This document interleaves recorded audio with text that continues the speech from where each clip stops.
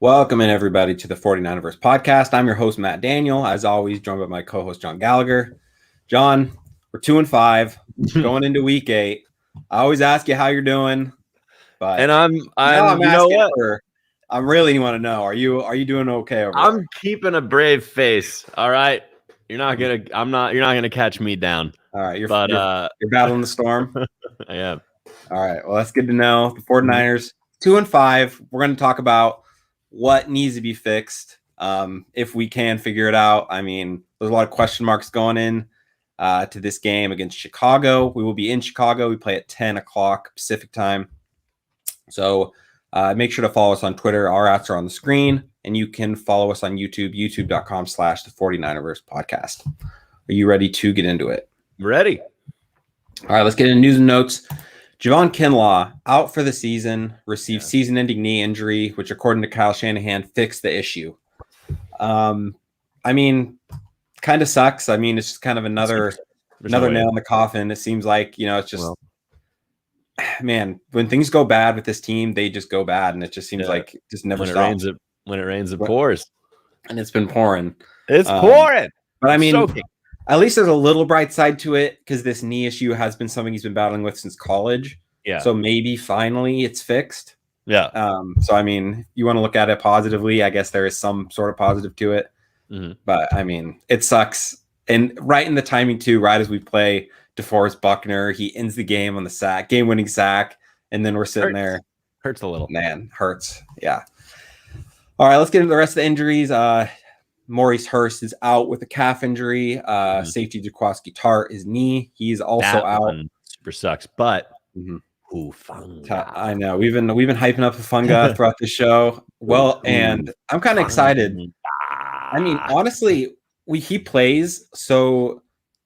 He's like the anti-Jaquaski Tart. Tart's kind of he'll take away the big play, but he isn't really like a ball hawk kind of guy.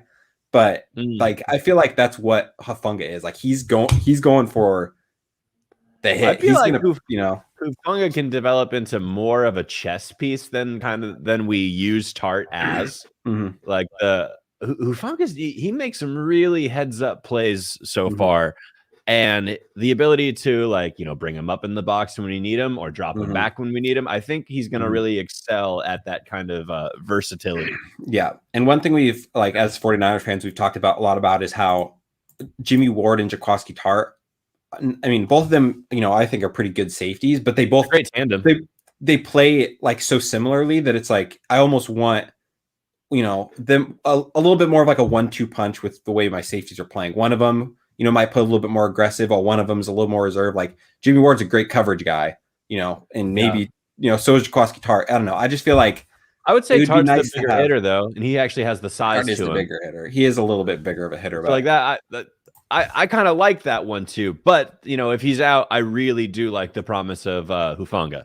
Yeah, I feel like Hufanga can add a little bit different of a dimension than I feel like Tart can. Plus, I mean, at this point, we've been talking about getting rookies in and getting the reps they need to develop. So, I mean, at least there's that, hopefully. I mean, unless he ends up changing his mind and playing some other safety instead, you never know with Kyle Shanahan. That'd be healthy scratch Hufanga on fucking Sunday. I'll be more than mad. For sure. So he's we're gonna re-sign HaHa Clinton Dix to play instead. Linebacker. I don't even hate that guy. I don't either. Linebacker Azeez Al-Shaair is out with a concussion. I know. D Ford is also out with a concussion. So I mean that one's tough. And then Samson Ebukam is questionable with an ankle. That one's tough for our D line. Luckily, there is some good news because Jordan Willis' suspension is up. Pretty good timing, right? So what he's all about with this line, and he was really good in preseason, right? So hopefully, I mean, with both Ford and Ebukam out, who Ebukam hasn't really done much all year, but I mean, we just need people to step up. Yeah, we just need someone. So I mean, I'm glad we're putting him out there and then having to either push Armstead out or do something else. Especially with Kinlaw out. So Trent Williams, ankle and elbow still bothering him. He's questionable. Jalen Moore might be starting again. Luckily, Jalen Moore, I thought played really well. So probably, I mean, 100%. We didn't hear his name called hardly, which is what you want from your left tackle. Right. Especially, I mean, big shoes to fill, pretty Yeah. So I thought he played well. Then Trey Lance is in, and he is set to play situationally, which brings us into the next topic. Kyle Shanahan, we didn't draft Trey Lance to fix this year's problems. So what is your takeaway from that quote? It's kind of a little bit concerning to me. It's concerning. It is okay. Yes, for one, it is concerning, but it's like another kind of misdirection type of quote from Shanahan. It's like, what do you mean this year's problems? Like the issues we had last year were injuries. It wasn't state of play. So we have these players back healthy, ready to go. And what I'm seeing on Sunday are personnel issues. I'm seeing our 3s and 4s at specifically the wide receiver position getting way more run than our 1s and 2s. Maybe not our 1. Debo's getting a ton of run. But I'm just seeing way more of our depth coming into games, not making plays, stalling out on third down, and then we kick the ball away. I'm seeing bad offense. And it's not because we have injuries. Like, we have every reason in the world to have a bad defense right now because of our cornerback injuries, but our defense plays pretty well. Like, and our defense plays with a lot of heart, and I'm having a good time watching them compete. What I'm seeing is a problem of personnel selection. And if you want to talk about play calling, maybe that's a little nitpicky for me when I can easily say, like, hey, why is the fullback targeted more than your first round pick? Yeah. And you bring up a really good point with our defense. You expect our defense to have issues. And I expected I did expect them to have issues. And I expected, even going into the season, because we talked about our cornerback depth all off season, we knew it was going to be an issue. And guess what? It is kind of an issue, but it's not even as big of an issue as our offense, because our offense is, we were like, you know what? It's okay, because our offense is going to be different now. We have the offensive line that we need. We have, Kittle, Ayuk, and Debo. Like 1, 2. How much better can you ask for a 1, 2, 3 punch? Our running game's always good. Not worried about it. Jimmy is going to be fine enough to win games, but it's there. It's bad, and it's not even just. It would be so easy if it was just like, okay, Jimmy, you suck. That's the issue. Let's move on. But it's the whole offense in general is just like It's just perplexing, and none of it makes any sense. It doesn't make sense. And we're at a time now where I think, especially people who are diehard Niner fans, I think that their football IQ is a little higher than the casual fan. And so when we get these kind of like, these placated statements of like, he's not here to fix this year's problems, as if to say we should have already been privy to know about this year's problems, or that this team was going to come into this year with problems. And that's lame. That's annoying to me. It's a weird quote, because I get, we didn't draft Trey Lance to play this year. That's, completely different than saying fix this year's problems. I thought we were a playoff team. I thought we were a Super Bowl contender coming in, and, we've really just, essentially we're underperforming, which, and it leads me, like you said, it leads me to think there was problems that they knew about in the 49ers locker room, but I didn't know about those problems. I didn't know this offense never came out last year.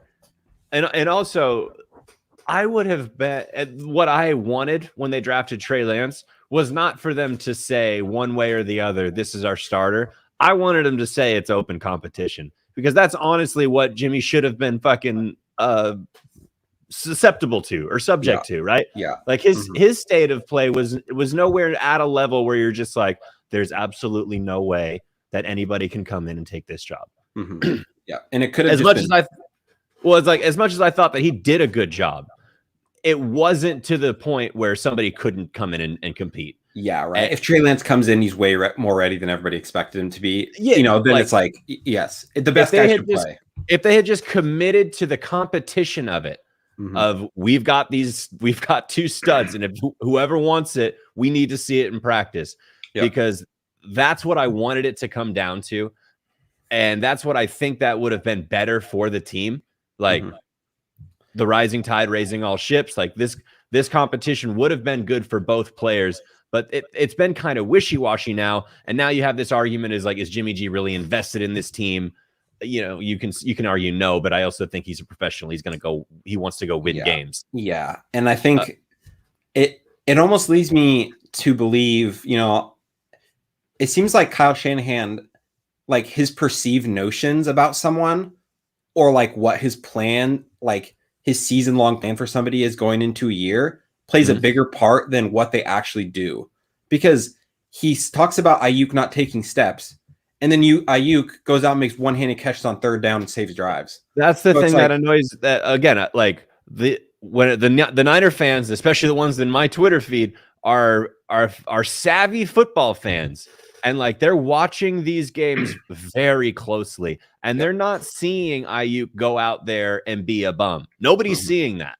So when when Shanahan comes to the media and says, we're really failing to see him take the next step, when we all are witnessing it, we're just not seeing him targeted. It's so frustrating as a fan, and that's one thing as a fan base that I think is just I don't know if another coach deals with their fan base in that kind of like mystery other than Belichick, maybe, right? So it's just annoying. And like you said, it kind of goes along with being a storied franchise. We're used to winning games. We're a big fan base. That comes along with, we're a smart fan base. We're an educated fan base. There are a lot of people out there who, know football, and they're questioning. Former players are questioning what is Kyle Shanahan doing? And I don't know what Kyle Shanahan's doing. Does Kyle Shanahan know what he's doing? How much is a plan? That's where I have to ask, what's this weird? There's something else going on. And I don't think it's just one person. I don't think it's Shanahan just walking around with his nose in the air being like, I just know better. I don't think that's what's happening. But I also know that I have no idea what's happening. Yeah. One thing we can say for certain is we have no idea. I have no idea. Yeah. And that's annoying. I'm pretty good at watching teams make their moves, either free agency acquisitions, either draft picks, or just what they run on Sundays. I'm pretty good at watching that and then being able to accurately assess where they're going, what they want to do, the identity that they're creating. The Niners are throwing me for the wildest loop right now, and it's so frustrating because that's my favorite team. That's the one I thought I'd be the best at, assessing. Yeah. And they got me. Yeah. They got me stumped. Yeah, I mean, it's obviously the team we're paying the most attention to. We have a podcast for them, and it doesn't matter how hard you look into it, because I mean, there are people who spend hours and hours watching film. I mean, we do have a podcast. Some people, their job is to evaluate the 49ers, and they still have no idea what's going on. I mean, Matt Mayoko, he's the guy over there in the 49ers. And I like that he in interviews is to the extent that he absolutely can, still holding feet to the fire and asking what's happening. Please tell us what's happening. And if he's doing it, he's sort of, if he's saying Kyle, what is going on? That leads, when it's real, because a lot of times fans overreact. That's what happens. We're at the point where it's not overreacting. We're at the point where there's something wrong and it needs to be fixed now. The annoying part about that is that when you get to that point, the fans that were overreacting too early are now overreacting at this point, and they're much louder than the people who are now just regular reacting. Yeah. So while it is bad, it isn't this fucking overreaction from the people who were trying to jump ship early. Yeah. And do you, I asked this question on Twitter. Do you think that this is the darkest moment of the Kyle Shanahan, John Lynch era? I don't know. No. Because in my opinion, dark would be a healthy roster. And you're playing your guys. Everyone's getting played. There is no questions about why isn't you getting targets? There's none of that. Darkness would be playing all of them on Sunday and we're losing games. But I mean, up to this point, field goal. What? But I mean, up to this point, since John and Kyle have been hired, has there been a moment where, that it's been this dark? I mean, that situation hasn't ever happened. I would say they walked into the situation that was darker. Yeah, but we knew, we just accepted the darkness. We weren't. We were already in the darkness. We were born into it, molded by it. We were Bane at that point. Everybody else merely adopted the dark. Yeah, right. Exactly. Right. Yeah. So I mean, we were the Browns of the NFL. Like we just started the season with 0-13. For sure. You know. And then Kyle came in, and we were like, okay, we know we're going to suck, but like we're seeing some cool things in our offense, right? It's like, oh, well, Jim Tomsula doesn't know how to run that play. Like, it's not even that he didn't know how to run that play. There was a clear and distinct culture change when those guys came into the building, and it made players want to be a Niner. When we sucked, when we were terrible, players were still excited to play and be a 49er. And I think that needs to be addressed just a little bit more, because that's not easy to do. Yeah. And then from there, they did do some pretty great things. Yeah. Then we had that a year of pure injuries, which just sucks. And now we're at where we are, and it's annoying. For me, it's not dark. This is annoying. Yeah, and there's something to say about when Kyle Shanahan first joined the 49ers and Richard Sherman came on, and he said, I want to win a Super Bowl. Yeah. And he signed with the 49ers. Richard Sherman is a smart dude, Yeah. And there's something that goes along with, the players love him. I mean, it seems like there's trust in the building as far as players go. It doesn't seem like he's lost the locker room. Like, when you see Fred Warner talking up there, and Jimmy, they don't seem to be. It seems like we're a lot more happy to have. Yeah. So it seems like we're a lot more like distraught than they are. I mean, which I guess you could look as a good thing. I mean, I'd like to see a little bit of panic. I mean, this, as far as must win goes, this game's must win. Could you imagine how brutal this fan base is going to be if Justin Fields comes out and lights up the 49ers defense? Yeah, because he hasn't really had a day against anybody. There, he had flashes of looking okay against Green Bay in garbage time, when it was just fucking, let's see what happens when I throw it. Let's see what happens when I escape the pocket. And it was nice. He did have some great plays, but then no, he hasn't had a day against anybody really. And if he does against the Niners, it'll be really annoying. Yeah, especially, I mean, with how bad their offensive line is. I mean, the 49ers defensive line, that's supposed to be our bread and butter. It's supposed to be our strength. And we're, I think, 27th in sacks this year, 28th in pressures or something like that. So, I mean, this is now the time where our defensive line needs to just take over games like he used to be able to, I mean, Bosa's played well, but it's been like, Bosa's playing well. I need Bosa to take games over, that's what I want.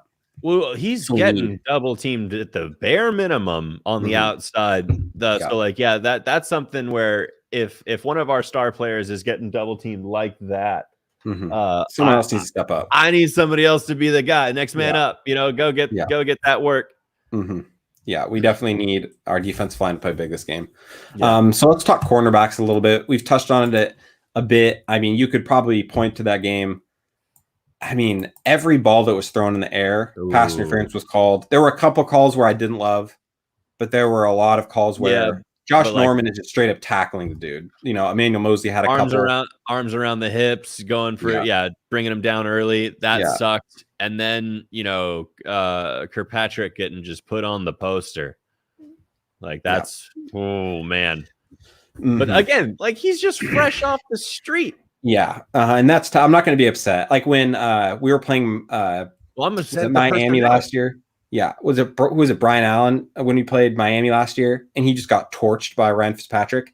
It was kind of like, okay, this dude's working AT&T yesterday. Like it's not ready for football. But it's like when Josh Norman is out there straight tackling every wide receiver when the ball's in the air, and Diamador Lenore is sitting in sweatpants on the sidelines. Not even in uniform. They use an active scratch. Like, it goes back to the personnel things. I just don't get it because, I mean, Demo was probably our best corner all preseason long. He literally locked everyone down. It's preseason. But, I mean, what more do you need to see? For me, he passed every eye test you can pass. Yeah, I don't know. And just from, outsider perspective, when teams do these kinds of things, like this kind of complete regression of targets or healthy scratches, it's usually kind of disciplinary. So I don't know if there's like a disciplinary issue that they're not talking about, or these players are just like skipping meetings or whatever. I don't know. I just can't imagine a 4th round rookie who hasn't played yet is skipping meetings. You know what I mean? Because if he did, then they would be like, bye. Agreed. But I just like the way that they're getting treated, though. Like, this is what happens when like players are not showing the right kind of discipline in the building. Yeah, man, it's tough because it seems like I can point to like 5 49ers right now. And, I mean, Ayuk, Trey Sermon, and Demo have all sort of experienced that. So it's like, do we have that many like troublemakers on? They all carpool and they just hit traffic every time and don't have a good enough reason. They're just always late. Yeah, they alternate carpool drivers, but they all suck at fucking leaving on time. And they haven't been able to figure it out. Maybe that's what it is. I don't know. Maybe they're just the troublemakers of the team. Kyle Shanahan's sick of it. Maybe, man. They're always snickering and fucking got the jokes in the back of the class. Like talking in the back, not listening to the meetings. Spitballs on the whiteboard. That's what gotta be. To me, that makes more sense than the quality of their plays is not up to snuff. Yeah. It sucks because it's like maybe he just doesn't want to play rookies, but then Elijah Mitchell's pretty much shouldering the entire backfield, and he's doing well, obviously. But it's like when we've played rookies, like Fred Warner played as a rookie, did a great job. Kittle played as a rookie. Yeah, Ayuk came in. Ayuk had to come in. Yeah, and then did a great job. Debo came in as a rookie and showed a lot of promise. But yeah, we play rookies. We take them early because we haven't been very good. We've we've had high draft picks, so you play those ones early because they're ready to go more often than not. And then you build around them and you ride it out. Yeah. So I don't get what we're doing this year. Yeah. So are you still on board with Trey should be the starter, Trey Lance? I know from a development standpoint and then from just an overall ceiling standpoint, game to game, I do think so. Yes. Yeah. It's kind of getting to the point. I agree.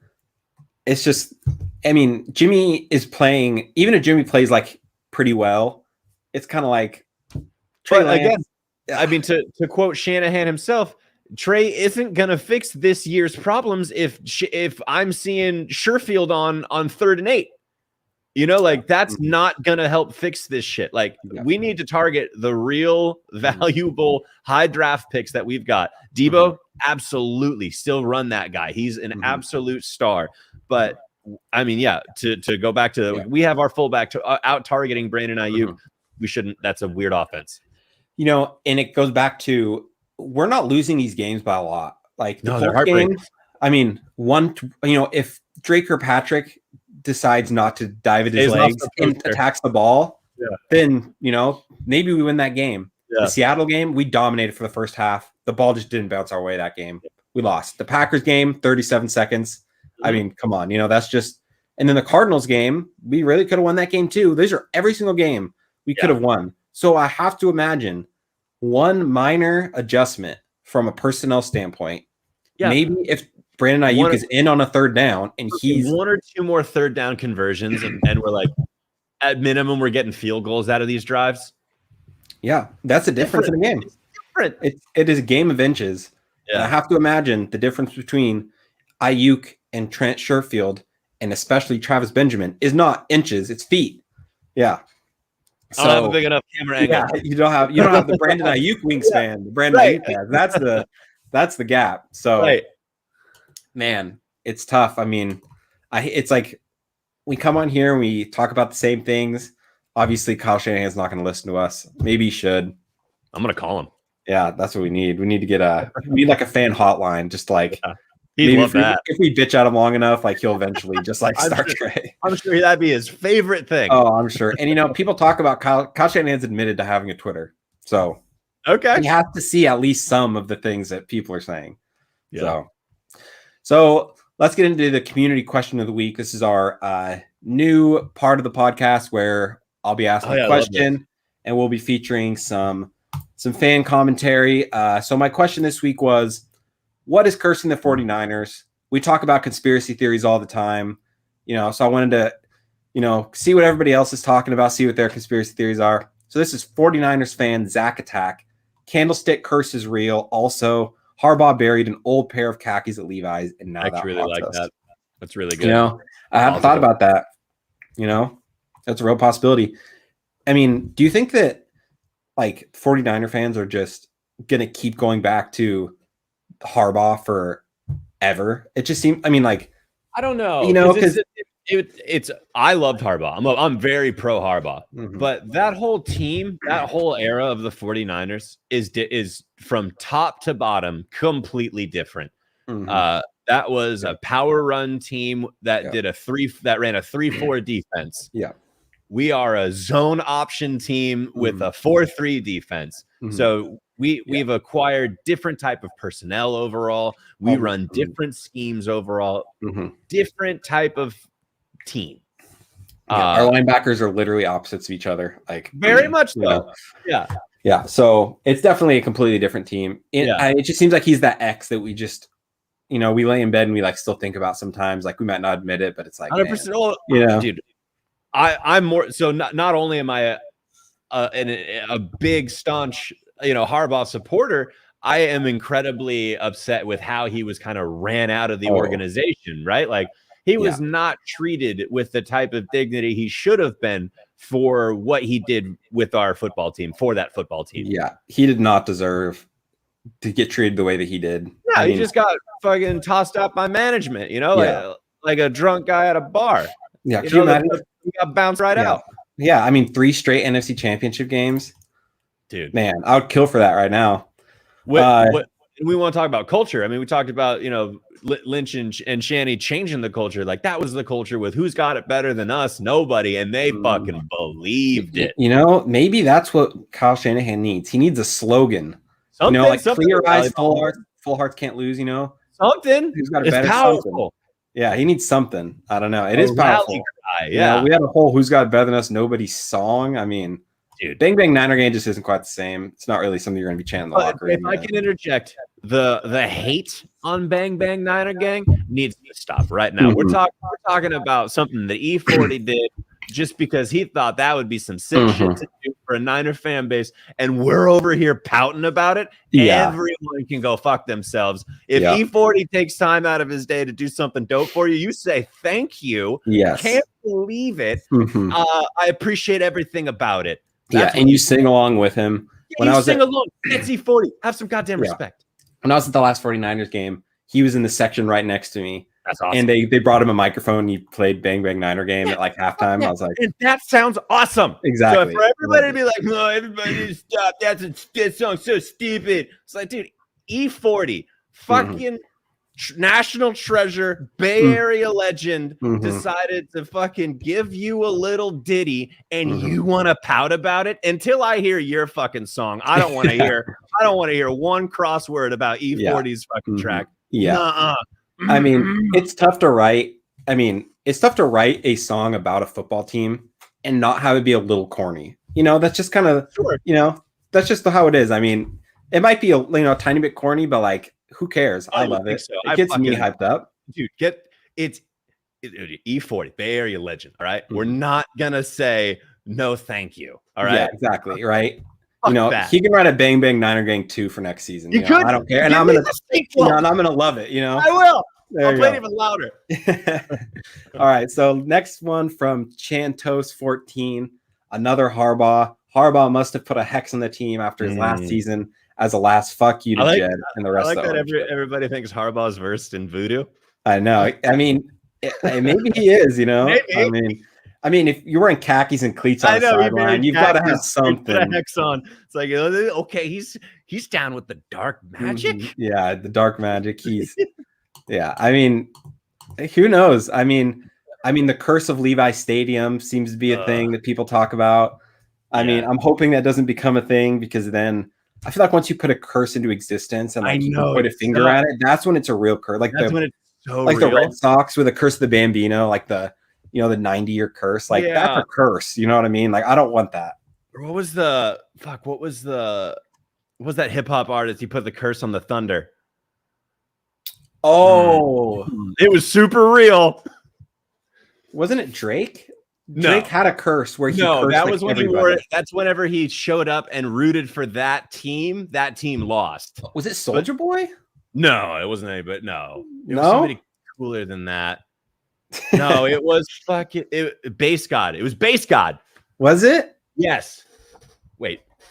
Yes. On the video. Lil B was it? Lil B, who's Base God? B? Thank you.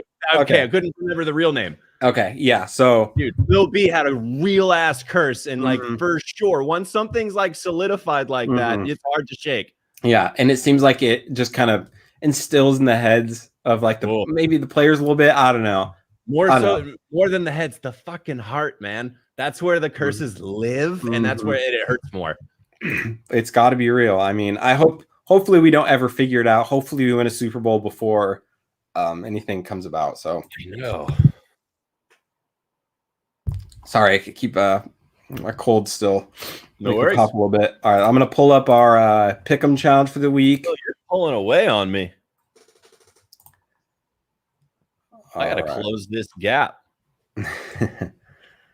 All right, yeah. So you had a tough week last week.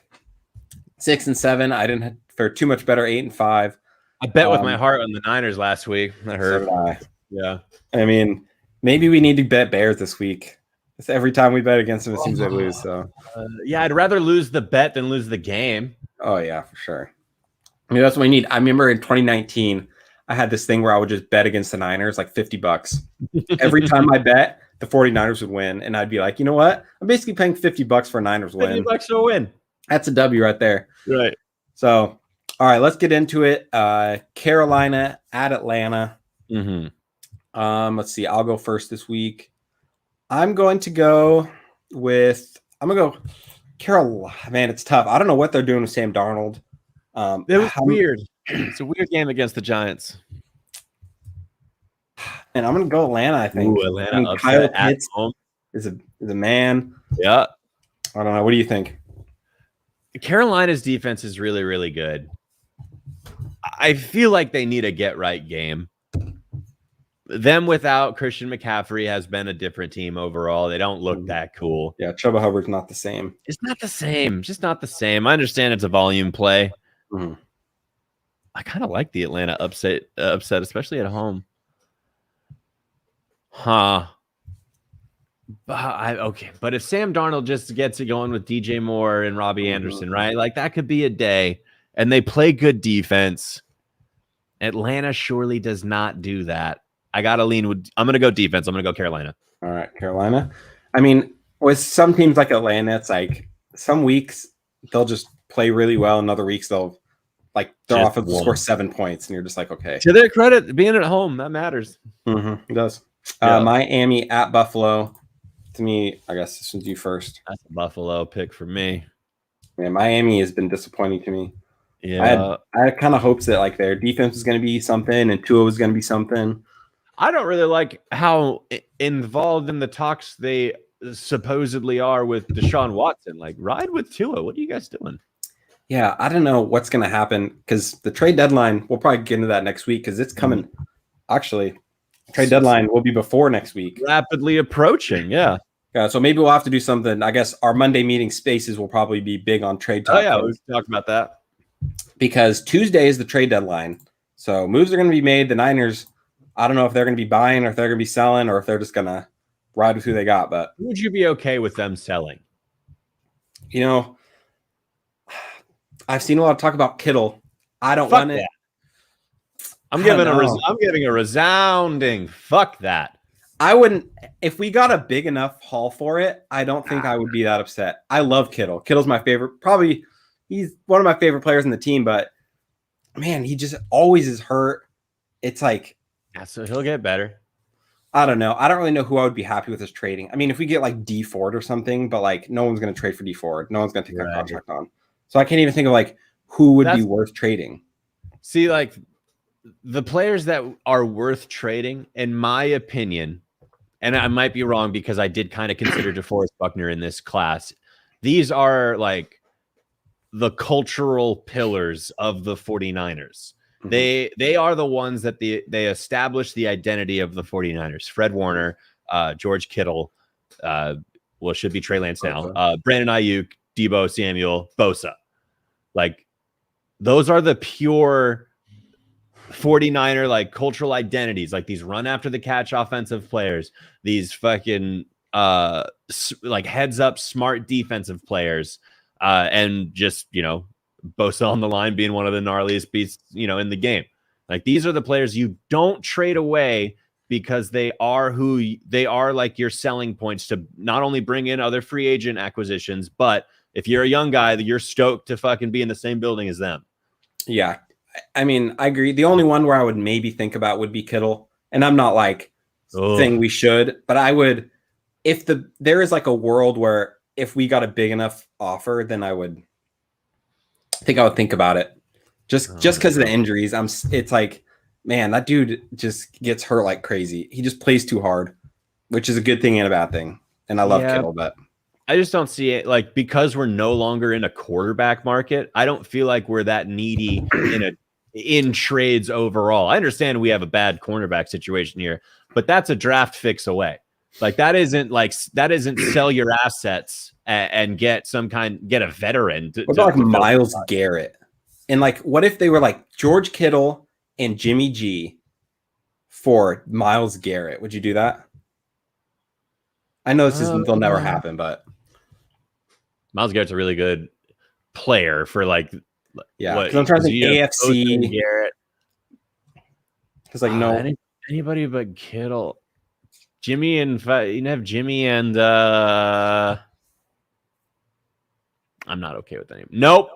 No, I say no. How about TJ Watt? Does that change anything for Kittle and or Jimmy? Joey Bosa? Get the Bosa brothers both Bosas united. Well, I think he's under contract for a lot longer now. Yeah, we couldn't afford any of those guys. Yeah. Actually, Myles Garrett's still on his rookie contract, so we could afford him. That's bonkers. They got to sign that guy. Yeah, so I don't know. We'll get more into it on Monday, but we are the 49ers. Pick. We talked about going against them. What's your gut telling you? I do think the 49ers can win this if they just play defense. Like, the Bears are getting beat by defenses that are just showing up. Yeah, it should be.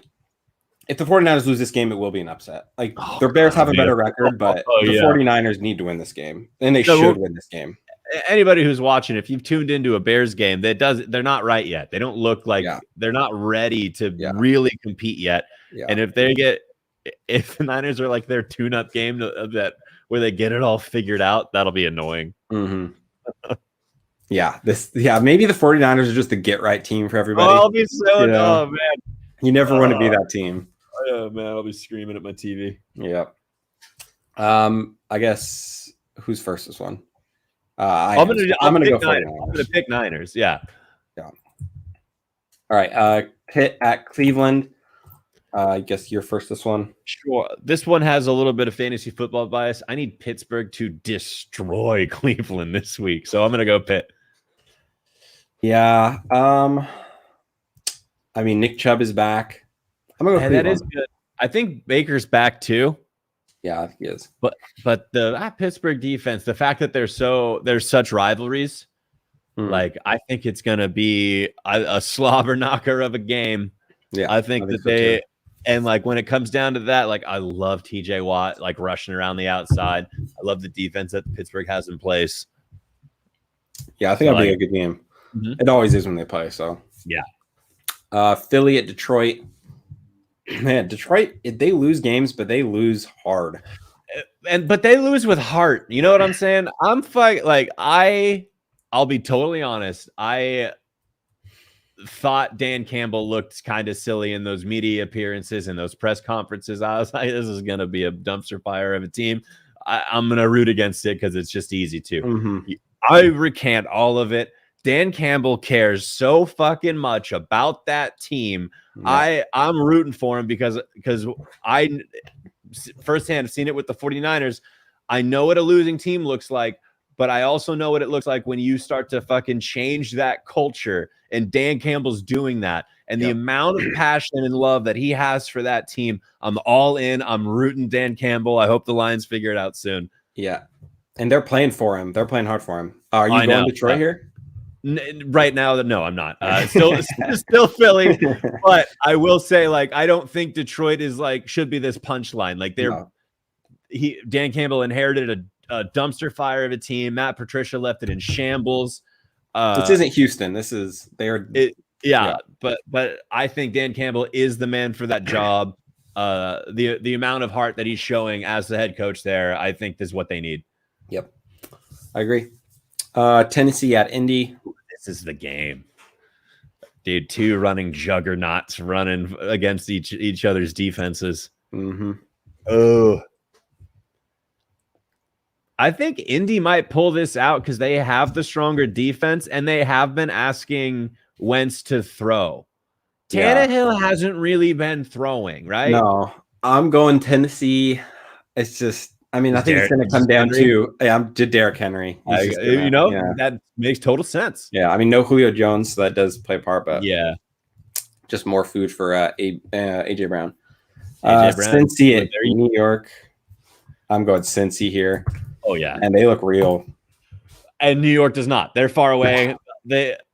I'm rooting for Saleh. I don't know if I've seen their kind of like overall culture jump off the screen yet.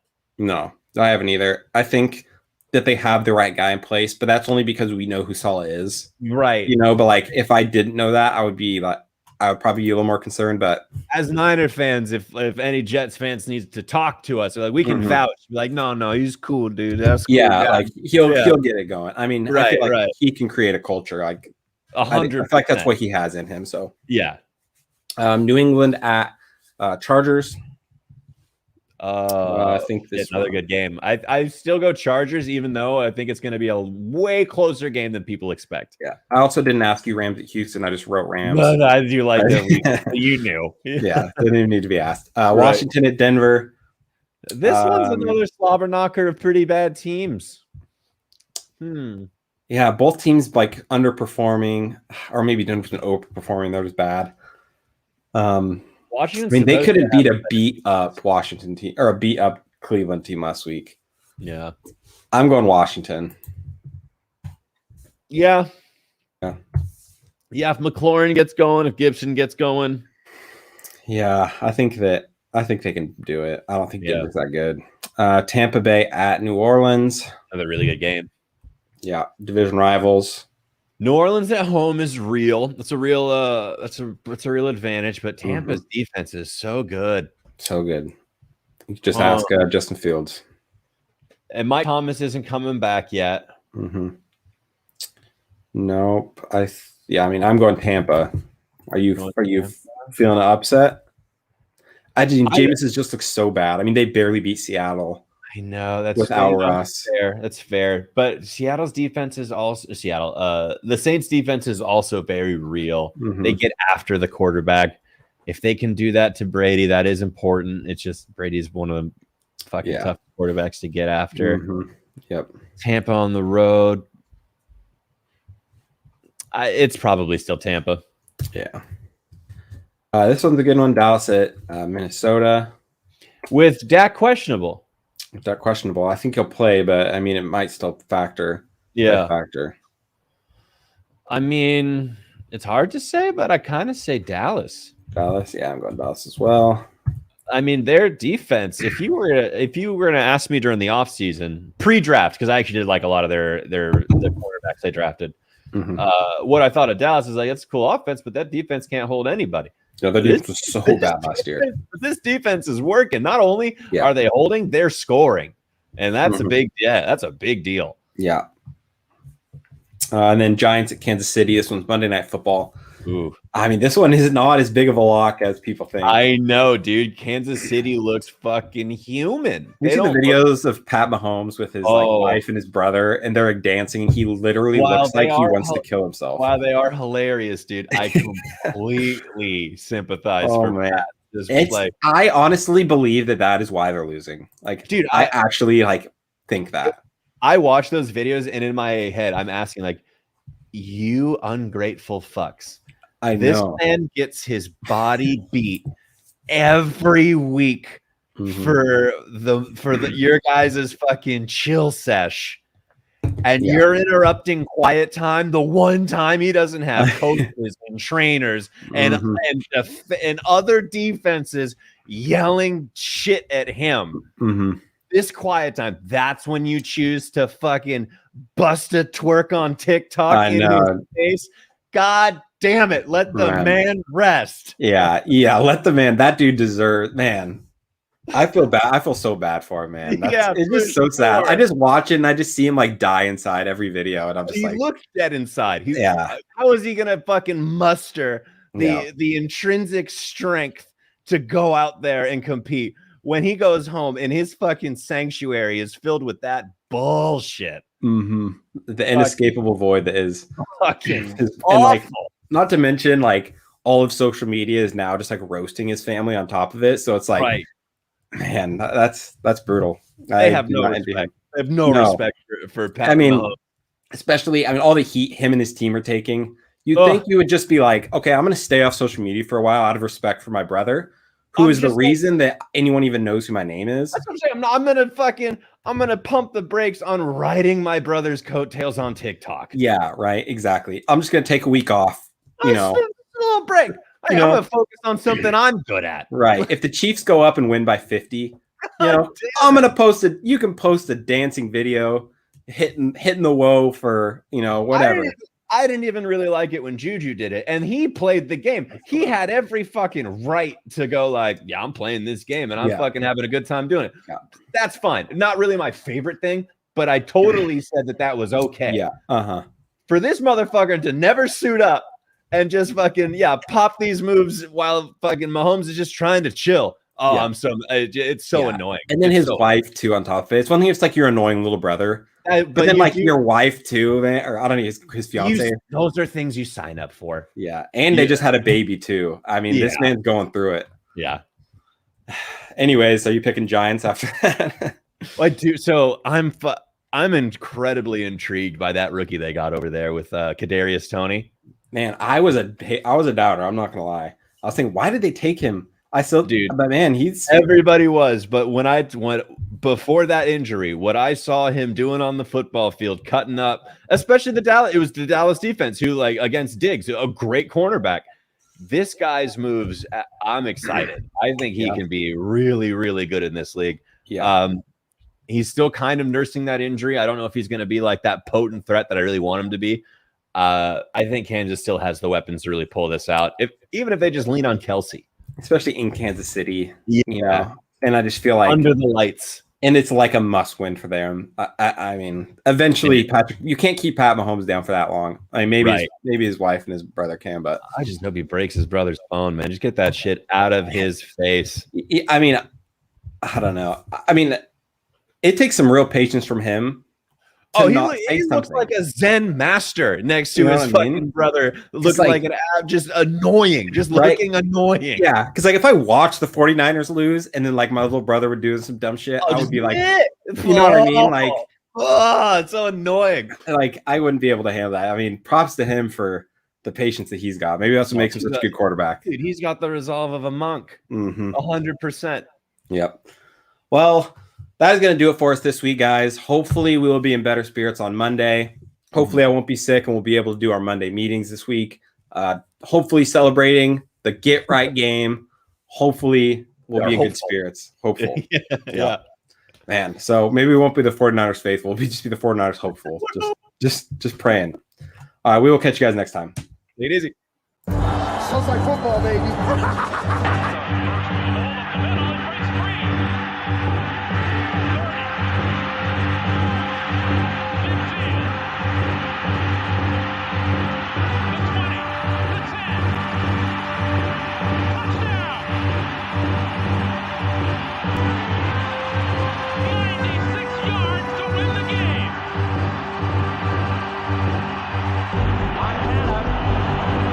Looking, throwing in the end zone.